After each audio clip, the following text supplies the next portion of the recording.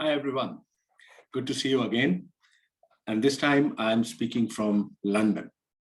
So, you know, this Super Bowl earlier in this year, Coinbase, one of the largest crypto firms, brought out this ad, which has become very famous and now perhaps is a little cheeky. And it basically said that crypto is dead, long live crypto.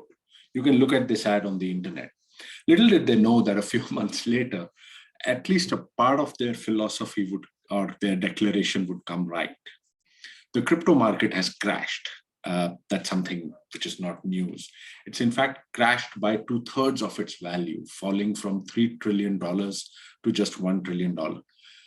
And the same pundits who were kind of talking about how great crypto is and how great an inflation hedge it is and how it's going to spawn this new economy are again out in full force talking about the death of crypto. Well, in my view, neither is crypto dead. It is going through a massive shakeup and hopefully the good part of it survives. But the big crypto isn't dead, and long live the blockchain, the fundamental technology behind crypto. Now, what is interesting is that this whole crash did happen to an extent because of this economic uncertainty and the geopolitical issues.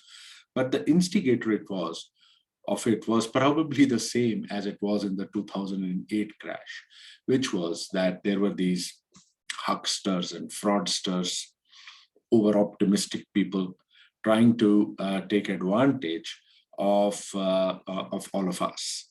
And so in this case, it was Terra Luna, which was a so-called stable coin, which was actually 3% of the crypto market, which just went from a massive valuation of about 60, 70, 50, $60 billion to almost zero. And actually in 2008, a similar thing happened with the banks, the so-called non-crypto conventional banking market, which actually wiped out $10 trillion of value.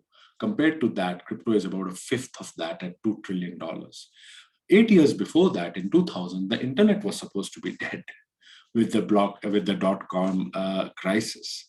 Companies like Webvan and eToys were going belly up, and those same pundits, probably who were a little younger at that time, had come out and said, .com is dead, the internet is dead.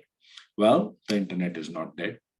The internet survives, the businesses survive. In fact, our world runs on social networks and mapping platforms and e-commerce and mobile payments. The internet is all over. Similarly, I believe that while we are kind of distracted by the wildly gyrating and drastically falling markets of currencies or values of cryptocurrencies and Bitcoin, etc., blockchain has been working away in the background to solve problems in the less glamorous world of supply chains, financial services, enterprise solutions, and energy. Blockchains are being used to untangle complex supply chains by large shipping companies and retailers, especially after the COVID disruptions.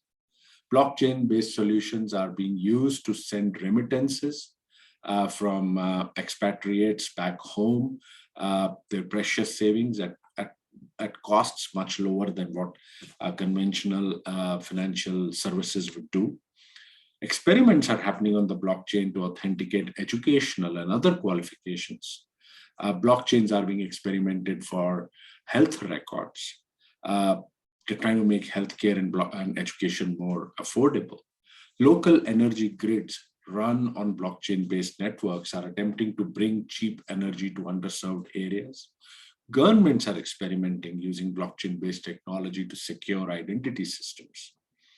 Blockchains are striving to reward online art and creativity with NFTs, powering parallel, though yet unproven worlds like the metaverse, and providing the foundations of a creator economy.